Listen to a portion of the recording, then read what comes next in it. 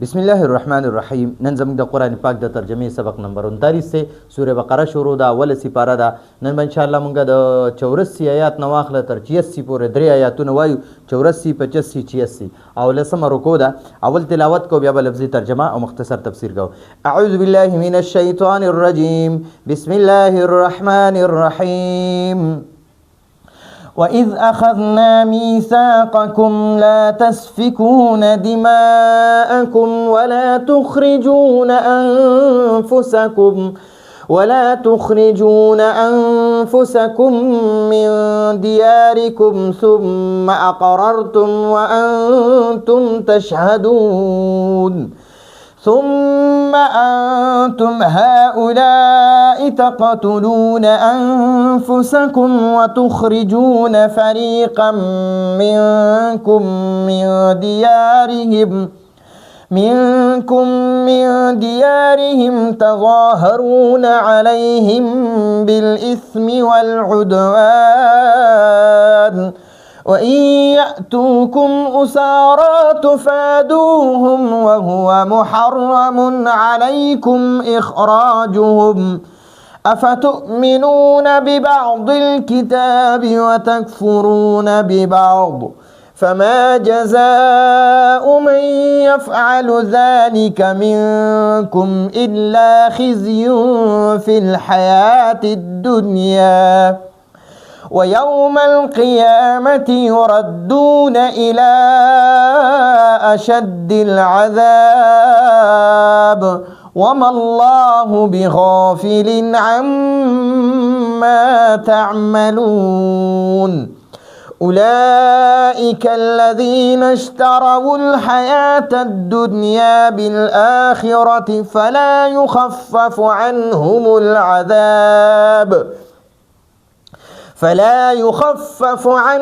العذاب ولا هم ينصرون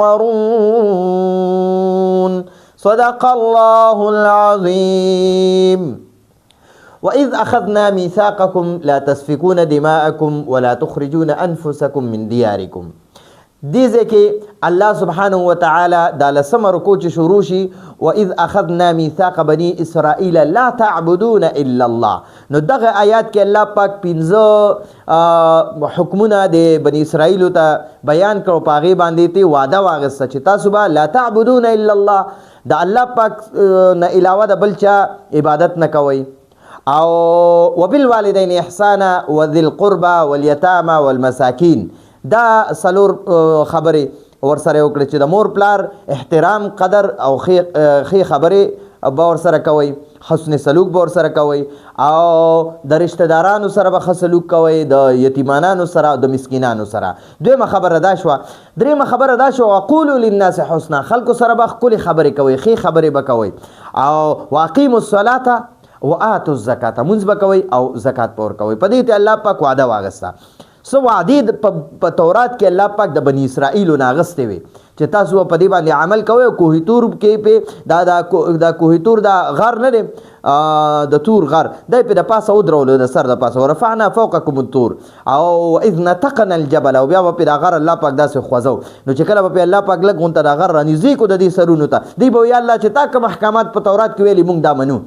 او چې بیا به الله پاک لږ دا اوچت کو د غر، دی خو به اقرار وکړو چې موږ منو،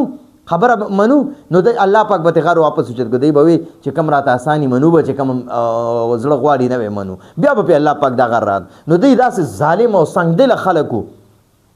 نو دلته کې په دې آیاتونو کې الله پاک دې سره بیا درې وعده وکړي. یو خود مخکې آیات کې 15 وعده وي چې د الله پاک نه علاوه د بل چا عبادت نه کوي، لا تعبدون الا الله، او د مور پلار احترام، د یتیمانانو، د رشتہ دارانو، مسکینانو د دې سره ښېګړه کول، او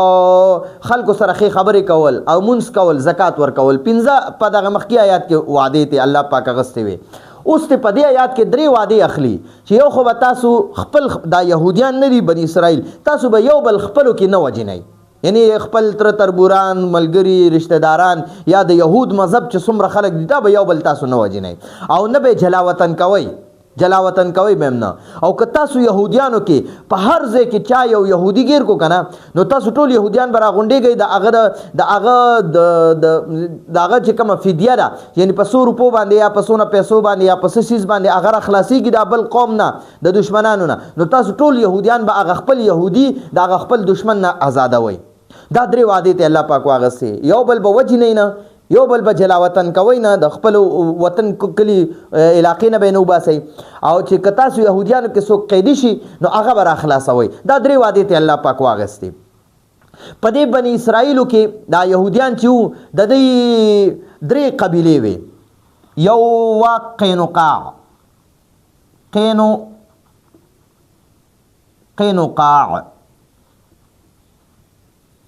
یو قبیله وا قینقاع، دا داسې لیکل کېږي قینقاع، یو قینقاع و داسې نه لیکل کېږي. قینقاع چې دا زرګرانو دا یهودیانو په مدینه منوره کې نږدې مسجد نبوي سره نږدې چرته اوسېدل. او دوه نورې قبیلې هم د یهودیانو وې. یو وا بنو قریظه،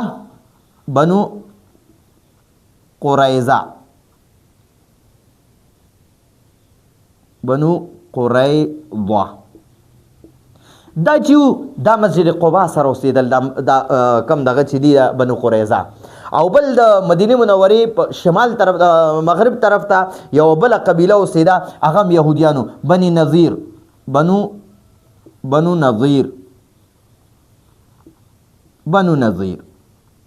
دا درې قبیلې وې د یهودیانو. په دې کې دا یو چې وه که نه دا یو دا خو ځان لا وه، دوی زرګرانو، دوی به خپل زرګرتوب کولو او په مدینه منوره کې دوی اوسېدل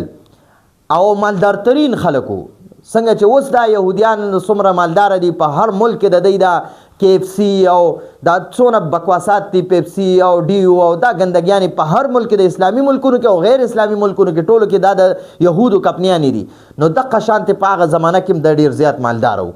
او په دې کې دا یهود دا قریظه چې و که نه، قریظه دا د اوس ملګري، دا اوس د مشرکینو یوه دغه وه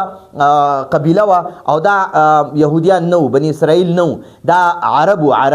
او دی بیا انصار به دی ته وي. دی بیا مسلمانان شو پکې ډېر زیات، نو دی ته بیا انصار وي. نو دا قریظه چې دی که نه دی به د اوس سره ملګرتیا وه، او د بنو نظیر چې وه نو دا د عربو یوه بله قبیله وه، خزرج به ورته وي، خزرج. نو بنو نظیر او خزرج یو بل سره ملګرتیا وه، ډېره پخه ملګرتیا وه. او بنو قریظه او د اوس یو بل سره ډېره مضبوطه دوستي وه. او دا قینقاع، بنو نظیر او بنو قریظه چې دي که نه دا یهودیان خپلو کې دوی به اکثر په خپلو کې یو بل سره جګړې کولې. دوی به خپلو کې یو بل سره د یهودیان نښتي او قتل و قتال او یو بل سره جنګ جګړې دا به یې کولې. خو بیا چې کله دا اوس او خزرج و که نه، دا اوس د دې خزرج سره مخالف و. نو د قریظه د اوس سره معاهده کړې وه، که چېرته اوس ته وي که په تا باندې څوک حمله کوي نو زه به ستا ملګرتیا کوم، او بنو قریظه به وي که په ما څوک حمله کوي نو اوس ته وي ته به زما مدد کوې. او بنو نظیر خزرج سره داسې معاهده کړې وه. نو په دې کې خپلو کې جنګ بعاث تیر شوی دی. جنګ بعاث دا جنگ بعاث چې دی که نه دا د بنو قریظه او د بنو نظیر او د اوس او د خزرج. بنو قریظه دا د اوس ملګري وو او بنو نظیر دا د خزرج ملګري وو. نو د دې دواړو ملګرتیا وه. دی سره د دوی مخالف وو، د بنو قریظه مخالف به وو. نو د دوی خپلو کې 120 سال پورې جنگ شوی دی، 120 سال پورې. نو ګورئ دا قریظه هم یهودیانو، بنو نظیر هم یهودیانو. نو چې کله به د اوس او د خزرج د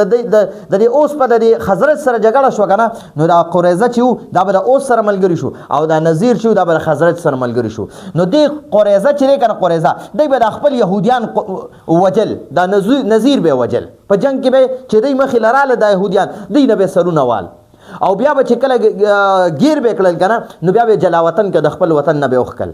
حالانکه الله پاک د یهودو ته دا حکم کړو چې تاسو به یو بل قتل کوئ هم نه او یو بل به د وطن نه نه وباسئ. او که تاسو یهودیانو کې څوک چېرته ګیر شي که نه، دشمن هم ګیر کی، نو تاسو ټول یهودیان به یو ځای کېږئ، خپل یهودي به راخلاصوئ د هغه دشمن نه. نو دی به د یهودو د قریظه چې کنه د اوس په ملګرتیا کې به د نذیر قتل کول، د بنو نذیر به قتلول، او چرته به د بنو نذیر به د قریظه قتلول، یو بل به قتلول، ځکه د دې خپلو کې یو بل سره معاهده وه د اوس او د قریظه او د بنو نذیر او د خزرج. نو د اوس او د خزرج چې به جګړه شوه نو د دې اوس سره به د خزرج ملګري شو، د قریظه ملګري شو، او د خزرج سره به نذیر ملګري شو. یا که د بنو قریظه او د بنو نذیر به یو بل سره جګړه شوه نو د اوس به د قریظه ملګرتیا کوله او خزرج به د نذیر ملګرتیا کوله. نو په دې کې به یهودیانو یو بل ډیر زیات قتل کړ، یا یهود به چې یو بل مخې راتله هغه قتلول، او بل بیا به په لږه چې کم به په جنگ کې لږ غالب وو که نه نو هغه به دا کم مغلوب وو دا به د وطن نه وښکل، دی به وشړل د کلي وطن نه، کورونه نه به وښکل. نو دا دوه د الله نافرمانی خو به کوله. الله پاک ورته فرمایل چې تاسو به یو بل لا تسفکون دماءکم، تاسو به یو بل نه قتلوئ، نو دوی به یو بل قتلول. دا حکم هم د الله پاک په عمل کو. بیا ورته الله پاک وویل ولا تخرجون انفسکم من دیارکم، تاسو به یو بل د جلا وطن کوئ به هم نه، د کورونو نه به هم نه وباسئ، نو دوی به یو بل د کورونو نه مخکل. او بیا ورته الله پاک فرمایل وای یاتوکم سارا، که چېرته تاسو کې یو کس قیدي راشي او قیدي شي او دشمن گیر کی نو تفادوهم، نو تاسو به هغه فدیه ورکوئ او به ترې راخلاصوئ. نو دوی به دا دوه یو بل به قتلولم او یو بل به جلا وطن کولم. خو که چېرته د دې قریظه او د بنو نذیر نه به د دې قریظه او نه به د خزرج یو یهودي گیر کو که نه نو دا قریظه قینقاع او بنو نذیر دی به یو ځای شول او هغه خپل د خزرج نه به خپل دشمن هغه خپل یهودي را خلاص کو. او که چېرته د بنو نذیر نه به یو کس د اوس گیر کو، د اوس دی به قیدي کو، نو بیا به دا درې وانه به یهودیانو قبیلې راغونډې شوې، د اوس له به رالل، قریظه خو بس هم د اوس ملګرتیا کې وو، نو اوس په د دې درې وانو په ملګرتیا کې راغی او د قریظه دا به د درې وانه ملګرتیا کې رالل، د قریظه به د اوس ملګرو ته ووي چې یاره موږ به تاسو له فدیه درکو خو دا زموږ یهودي را خلاص کړه، ځکه وایي موږ ته په تورات کې د الله حکم دی چې تاسو یهودیانو کې څوک گیر شي دشمن هم گیر کی نو تاسو به فدیه ورکوئ یا به را خلاصوئ. نو دوی به دا یو حکم منلو او دا دوه به نه منل، د اوس او د خزرج یا د قریظه او د بنو نذیر به دشمنی شوه نو یو بل به قتلولم او جلا وطن کول به الله پاک ورته ویلو چې قتل به هم نه کوئ، جلا وطني به هم نه کوئ، د کورونو نه به هم یو بل نه وباسئ. نو دا دوی په هغې اقرار هم وکړو چې الله بالکل موږ دا ستا واده منو، په دې واده وکړه الله پاک سره، خو دوی به بیا هم یو بل قتلول به، نو د الله د تورات هغه احکام یې ونه منل. بیا ورته الله پاک فرمایل که چېرته تاسو کې یو کس دریم حکم ورته دا و په تورات کې، یو خو قتل به نه کوئ، یو به جلاوطني نه کوئ، دویم به که قیدي گیر شي نو هغه به واپس را خلاصوئ، فدیه به ورکوئ یا به را خلاصوئ. نو دوی به هغه فدیه والا کار کولو او دا قتل او جلاوطني به په دې به عمل نه کولو، په دغه به نه منلو. نو الله پاک ورته دغه فرمایي واذ اخذنا او دلته کې اذکر محذوف روباسه، واذکر او تاسو یاد کړئ اذ کله چې اخذنا مونږ واغسته، اخذنا د نمخ کې درس کې ما ویلو چې دا د فعل ماضي واحد تثنیه و جمع متکلم ده، تثنیه و جمع متکلم ده. اخذنا مونږ واغسته، میثاق دا کلکې وعدې ته وایي، میثاق مضبوطې وعدې ته وایي. او کوم معنی ستاسو نه مونږ ستاسو نه کلکه وعده واغسته، لا تسفکونه چې تاسو به نه تویوئ، دماءکم لا تسفکونه دا د فعل مضارع جمع مذکر حاضر صیغه ده او د نفي صیغه ده، نفي لا تسفکونه تاسو مه تویوئ، نو دا په نهي کې راغلی ده، لا تسفکونه تاسو مه تویوئ، دماءکم دما چې ده که نه دما دا د دمون جمع ده، دم چې دی وینې ته وایي، دمون وینې ته وایي، وینې ته، او دما ډېرې وینې د دمون جمع دما راځي. دماءکم یعنی دماء اخوانکم، تاسو به د خپل ورونو وینې نه تویوئ. ولا تخرجونا او تاسو مه وباسئ، ولا تخرجونا او تاسو مه وباسئ انفسکم یعنی انفس اخوانکم، خپل رونه د خپل قوم خلک یعنی خپل رونه به نه وباسئ. من دیارکم، دیار د دار جمع ده، دار یو کور ته وایي او دیار جمع ده دیار، نو د دیار کورونو ته وایي. من دیارکم ای من دیار اخوانکم، د خپل کورونو نه به دا ستاسو د کم یهودي مذهب والا دي دی به جلا وطن کوئ هم نه، د خپل کورونو نه به هم نه وباسئ. نو دی ته الله پاک وفرمایل لا تسفکون دماءکم یعنی دماء اخوانکم، تاسو به د خپل ورونو وینې نه تویوئ. یو دا حکم ورته الله په تورات کې وفرمایل ولا تخرجون انفسکم یعنی انفس اخوانکم من دیارکم ولا تخرجون انفس اخوانکم من دیار اخوانکم، ٹھیک شو نو الله پاک ورته فرمایل چې تاسو خپل رونه د خپل کورونو نم نو باسه یعنی جلاوطن کوي به نه ثم بیا اقررتم الله پاک ورته فرمایل تاسو په دې اقرار مو کو تاسو دا خبره منله وانتم او حالانکه تاسو تشهدون په دې خپل گواهی ورکوي چې الله موږ په دې گوام یو چې موږ به نه قتل کو او نه به جلاوطنی کو او موږ تاسو سره په دې وعده باندې اقرارم کو یعنی دې باندې موږ گوام یو ثم انتم بیا تاسو هؤلاء یا هؤلاء هغه ډلې یهودیانو تاسو هغه ډلې تقتلون چې تاسو وجنئ تاسو قتلوي انفسکم یعنی انفس اخوانکم خپل خلق وجنئ خپل رونه وجنئ خپل یهودي مذهب والا وجنئ وتخرجون او تاسو باسئ فریقا یو ډله منکم د خپل قومنا منکم یعنی من اخوانکم د خپل رونه د قومنا یعنی د خپل قومنا من دیارهم من دیار اخوانهم د خپل رونو د کورونو نه یعنی تاسو هغه خپل یهودي مذهب والا قتلویم او هغه کې څه خلق د جلاوطن کویم تظاهرون تاسو مدد کوي یا تاسو غلبه حاصلوي علیهم د هغوی خلاف بالاسم په ګناه سره والعدوان او په ظلم سره یعنی تاسو د خپل خلکو خلاف په ګناه سره د اوس او د خزرج سره ملګرتیا کوي نو په ګناه سره او په ظلم سره د خپل خلق وجنیم او جلاوطن کوي و ای یاتو او کچرته راشي کوم تاسو لا یاتو و ای یاتو او که هغوی راشي هغوی یاتو کې کما و ضمیر د جمع نو دا هغه کم یهودیان دي هغه ته وایي که ستاسو بعض خلک راشي کوم ستاسو و ای یاتوکم او که هغوی تاسو لراشي اسارا چې کنه اسارا دا د اسیر جمع ده اسیر قیدی ته وایي یعنی اسیر مالټا د مالټې په جیل کې چې کم قیدی وو دغه شان اسارا د اسیر جمع ده اسارا قیدیان بندیوان په جیل کې چې بند شوي وي قیدیان وي نو هغه قیدیان که چېرته ستاسو د یهودیان گرفتار شي او قیدیان راوستلی شي تفادوهم نو تاسو فدیه ورکوئ د هغوی په بدله کې تاسو فدیه ورکوئ هم د هغوی په بدله کې د هغوی د رازادولو په بدله کې وهو او شان دا دی دا هو چې دی دې ته ضمیر شان وایي ضمیر شان نو د دې معنی به ته هو نه کې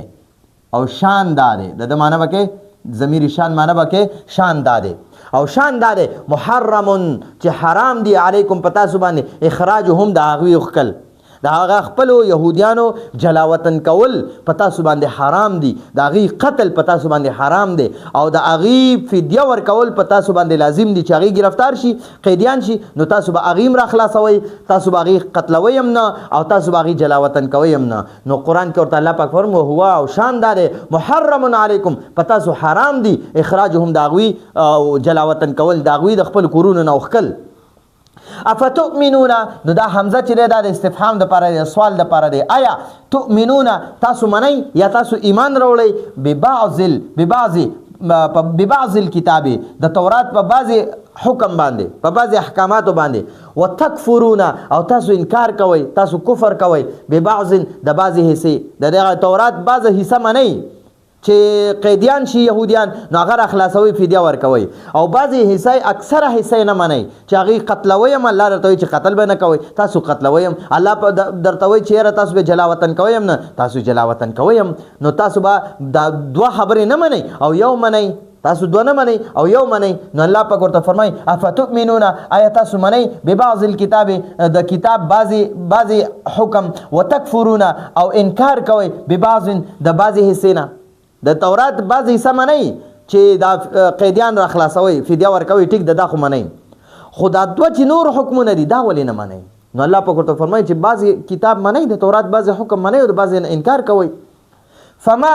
نو څه جزاء سزا ده فما جزاء نو څه سزا ده من د هغه چا یفعلو چې وکي ذلک داسې کار یعنی دا داسې کار چې څوک کوي چې یو حکم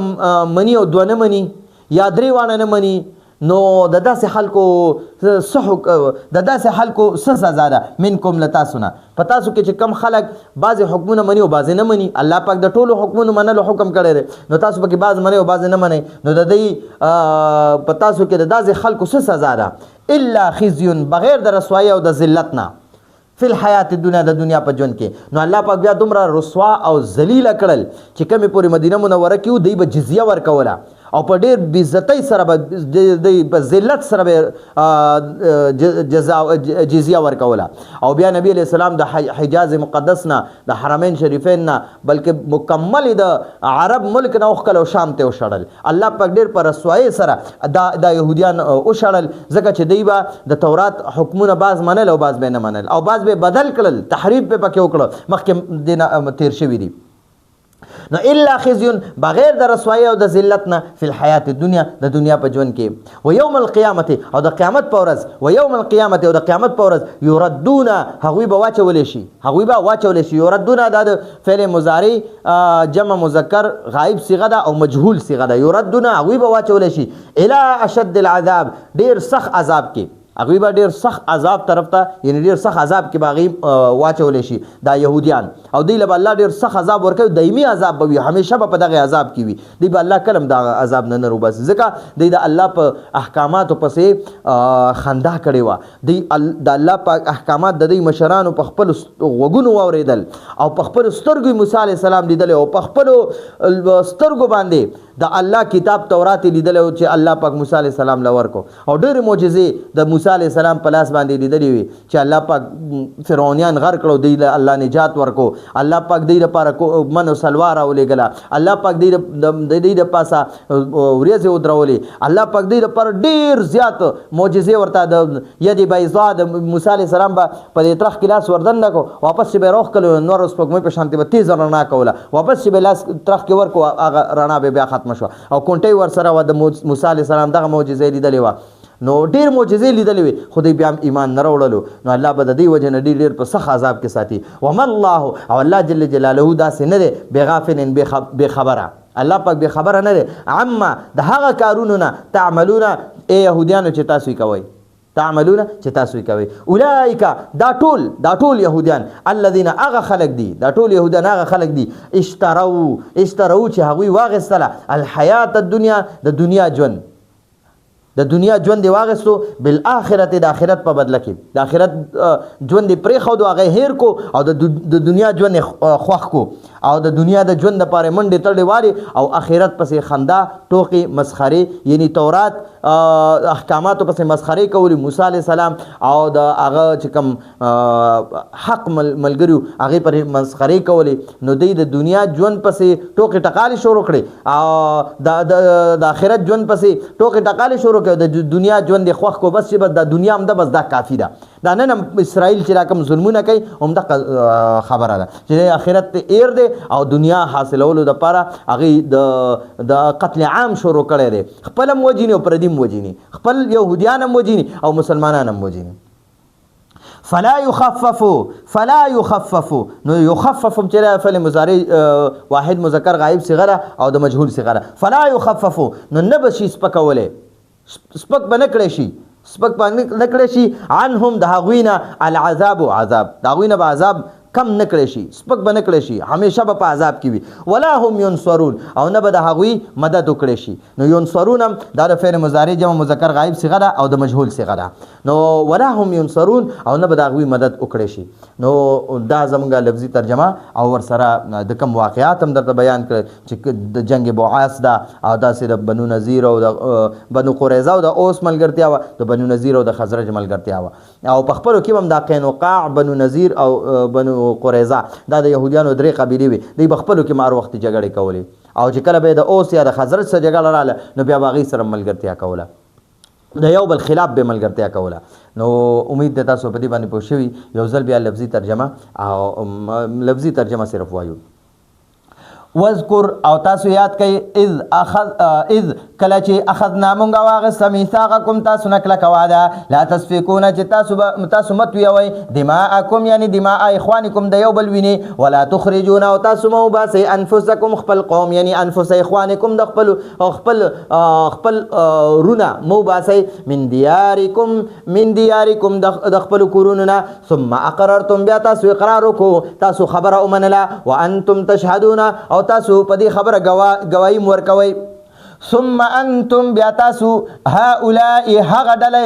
ای یهودیانو تاسو هغه ډلې تقتلون چې تاسو وجنئ انفسکم یعنی انفس اخوانکم خپل خلق خپل رونه وجنئ خپل یهودي مذهب والا وجنئ وتخرجون او تاسو باسئ فریقا یو ډله منکم د خپل قومنا من دیارهم د دوی د کورونو نه یعنی د هغوی د کورونو نه تظاهرون تاسو مدد کوئ یا تاسو غلبه حاصلوئ علیهم د هغوی خلاف د خپل یهودي مذهب والا خلاف تاسو د اوس یا د خزرج مدد کوئ بالاسم په ګناه سره او والعدوان او په ظلم سره ګنام کوي چې خپل يهودي وجنوي او هغه دغه کوي هغه د جلاوطن کوي او عدوان په ظلم سره ډېر بے دردۍ سره هغه قتلوي او هغه جلاوطن کوي و اياتو او کچرتا هغه راشي کوم تاسو لا اسارا قیدیان تفادوهم نو تاسو فدیه ورکوي د هغوی په بدله کې وهو او شان دار محرمون چې حرام دی علیکم په تاسو باندې اخراجهم د هغوی اوخکل د خپل یهودي مذهب والا اوخکل خپل یهودیان اوخکل افتؤمنون نو آیاتاسو منئ یا آیاتاسو ایمان راوړئ ببعض الکتاب د تورات په بعضې احکامو باندې وتکفرون او تاسو انکار کوئ ببعض د تورات په بعضې د بعضو احکاماتونه فما نس جزاء سزا ده فما جزاء نس سزا ده من د هغه چا يفعل ذلك چې داسې وکي منکم د تاسو نه چې بعض احکامات ومني او بعضونه انکار وکي الا خزي بغیر د رسوایی او د ذلت نه او د بېعزتۍ نه فی الحیات الدنیا د دنیا په ژوند کې و یوم القیامت او د قیامت په ورځ یردون هغوی به واچولی شي الی اشد العذاب په ډېر سخت عذاب کې وما الله او الله جل جلاله نه بغافل بخبر عما د هغه کار نه تعملون چې تاسو یې کوئ اولئک دا ټول یهودیان الذين اغا خلق دي اشتروا چې هغوی واغسته الحیات الدنیا د دنیا ژوند بالآخرت د آخرت په بدله کې فلا يخفف نو نه بشي سپک په نه کړی شي عنهم د هغوی نه العذاب عذاب هغوی نه به عذاب کم نه کړی شي سپک به نه کړی شي ولا هم ينصرون او نه به د هغوی مدد وکړی شي نو دا زمونږ د نن ورځې درس امید دی تاسو په دې باندې پوه شوي سکرین شاټ یې واخلئ ځان سره ولیکئ دوباره یې واورئ انشاءالله دا به تاسو لپاره ډېر اسان شي او ډېر ښه به درته یاد شي نو راتلونکي درس پر اجازت غواړو هذا هو المرام والله اعلم بحقیقة الكلام